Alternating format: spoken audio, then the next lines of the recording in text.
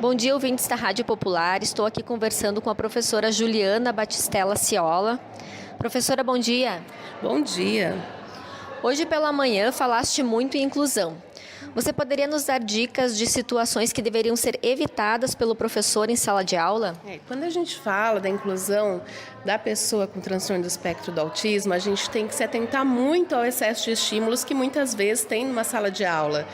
Então, geralmente, o que a gente vê dentro da escola comum são salas inundadas de informações. Então, painéis, armários abertos, janelas sem cortina, onde a criança com autismo ela tem o acesso a todas essas informações que não são relevantes para o momento que ela tem que descartar.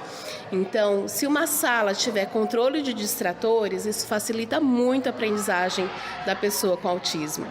Então, se a gente puder colocar, situações que devemos evitar controlar o excesso de estímulos, sejam eles visuais, que ela não está usando no momento, controlar muito barulho, muita gente ao mesmo tempo em cima dela, então o local que ela vai sentar, a fim de proporcionar essa aprendizagem, o acesso à sua atividade. Então, isso ajudaria muito na hora da gente ensinar uma criança que tem autismo. Então, para evitar situações como essa, que a gente vê hoje na escola comum, o quê? Alfabetos na parede, cenários, muito brilho, centopeias, quadro de ajudante do dia.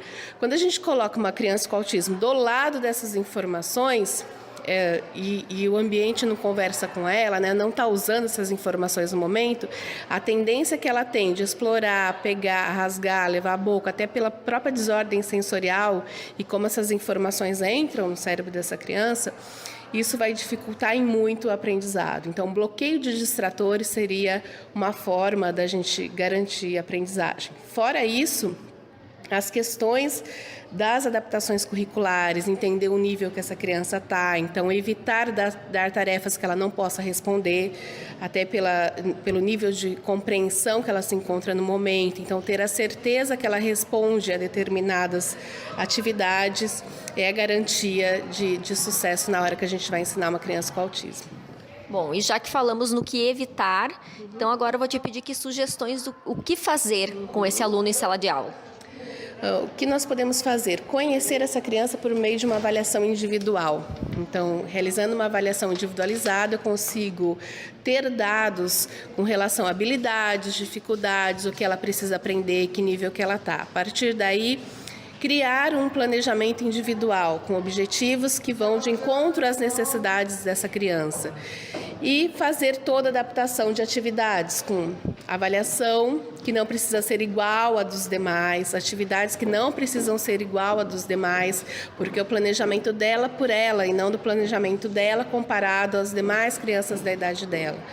Então, a gente não busca esse nivelamento da criança com a classe. Por isso que a gente já tem uma avaliação inicial que é individual e a gente tem um planejamento individual. Então não existe essa comparação, ela não precisa chegar no nível da sala, por exemplo, para mudar de série, para passar de ano.